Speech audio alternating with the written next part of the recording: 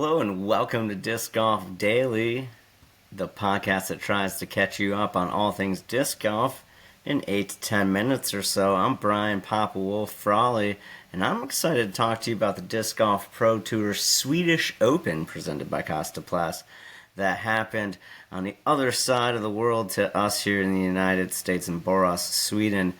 Over the weekend, we have major storylines in FPO and MPO. Had to do a good old-fashioned coin flip to see which one I wanted to go with first, but I gotta read a stat. I'm gonna jump the gun.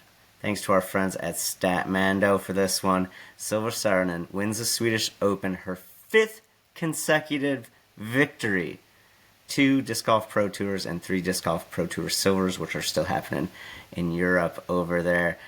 That is 5 in a row, tying Paige Pierce for second longest, and also losing to Paige Pierce for second longest, because Paige has the first with 7 in a row in 17 and 18, and then Paige again has the second with 5 in a row, now with Silva having second with 5 in a row as well. Paige did that back in 2019.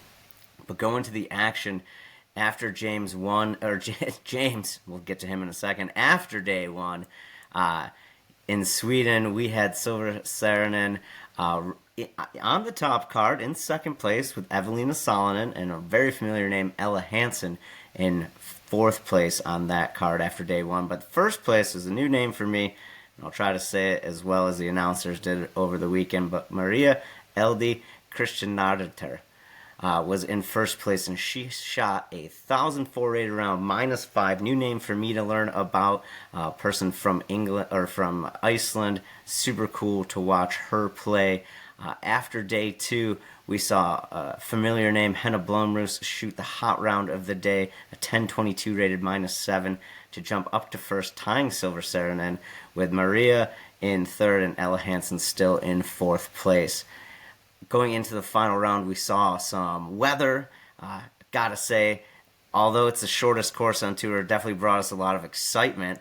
Those OB lines, the slippery rocks, there was a lot going on that course. And at the end of the day, we already said Silva Saarinen shoots another 1,000 rated round to win her 5th in a row. This is super impressive stuff. Henna Blomroos, Ella Hansen, and Maria round out your top 4 on that card. Congrats to Silva Saarinen. Really excited to see what she does next in her next upcoming event, which would be the Finnish National Disc Golf Championships next or this week, and then Kroko Open, a Disc Golf Pro Tour event the week after. Very exciting stuff. Congrats to her. That is something that we get to talk from a history standpoint more about. But going on this weekend, we had another history happening event, and we'll get to that in a minute. But after day one, we saw a very familiar name on the MPO side atop. Paul Macbeth shooting a -9, 1060 rated round, joins Jakob Nakopek, Roland Kur, who all shot a -3, with James Proctor with a -8 on your lead card going into round 2. After round 2, we saw James Proctor throw a -9 down, besting his score from day 1 to give himself a -17 after 2 rounds, with Dennis Augustsson shooting the hottest round of the day at -10, jumping up to second place, tying Roland Kur, and Eetu Tuominen jumps up into fourth place, tie with Paul Macbeth as well. Sunday didn't maybe necessarily give us a ton of drama, but it did fill my heart with joy to see James Proctor shoot another great round, -7, giving himself his first Elite Series victory on the Disc Golf Pro Tour. Claps to James. I think you can tell a lot about who James is as a human when you saw the excitement of his travel buddies there, Ella Hansen and Eric Oakley, hug him and embrace him after that win right away. It made me feel very happy for him, and I don't have any personal connection with James. I met him once for about 10 minutes. He was a really nice dude, but that's it. I don't throw any of his stuff. I'm not buying a James Proctor jersey, but I might now, because the way he looked and the way he spoke after that win, it's hard not to want to cheer for a guy like that. Congrats to him. Congrats for for saying it, that he didn't want to come all the way over across the pond to not try to do his best and play his best golf. Super excited for him. Congrats as he rolls through the next couple weeks. I know he's got next week off, they said on the broadcast note. I thought it was really good. Great job by the team doing it over there. Really cool different angle changes and camera shots from on the ground crew, if you will.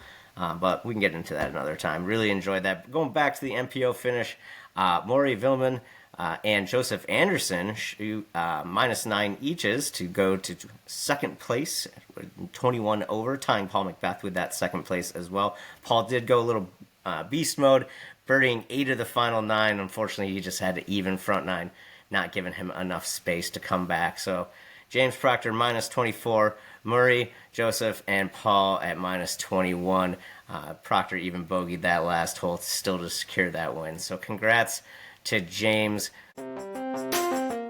What's cool about the events happening on the other side of the world, Disc Golf Pro Tour has updated your standings already with this past week's events. Let's start with FPO. Evelina shoots back up into first place, doing a little leapfrog since Owen, Holland, and Missy were not in this event. But our 5th place person, Ella Hansen, expands her lead on Kristen Tatar, now having more than 100 points between the 5th and 6th place position. Other names to note that did big jumps, obviously Henna Blumrose, Heidi Liney, Leike Lorenzen, and of course the winner getting 100 points, Silva Saarinen. Big jumps, a lot of changes on the FPO side inside that top 15 of the Disc Golf Pro Tour standings. On the MPO side, we saw some familiar names at the top get some points, like Ricky Wysocki making a little bit of a jump over Nicolas, who also got some points. So that's your number 2 and your number 3. Gannon Burr still atop our squad, not playing this week. Calvin Heimberg finished just inside the cash line, only getting 4 points on his first event over in Europe this year. Joseph Anderson, a.k.a. Joey Buckets, since he got second, snagged himself 76 points, making sure he jumped up big time into there, as well as Paul McBeth making a healthy jump, getting those 76 points, which ends up being his 3rd highest of the year so far, I believe. So congrats to all those players. Super cool stuff. When it comes to the course, as previously mentioned, it was the shortest course that we've seen yet on tour this year. But with the OBs and the straight uphills and straight downhills, we saw a lot of excitement. I personally enjoy how close the OBs were around the green. I thought that brought a lot of excitement into the approach game and those gettable par 3s. We saw a lot of circle 2 or circle 1 and 2 putts to save par. So congrats to all of the players who made the trip over there. And thanks for tuning in. We've really noticed the increase on social media, whether you're watching this on your YouTubes or Spotify's, or you're listening to this on your favorite broadcast. We really thank you. Give us a follow again on those social media platforms. Send Steve an email at discgolfdaily@aol.com. And until next time, keep it in the fairway. Thank you so much for watching. Please like, subscribe, comment, and share. It really does help us grow.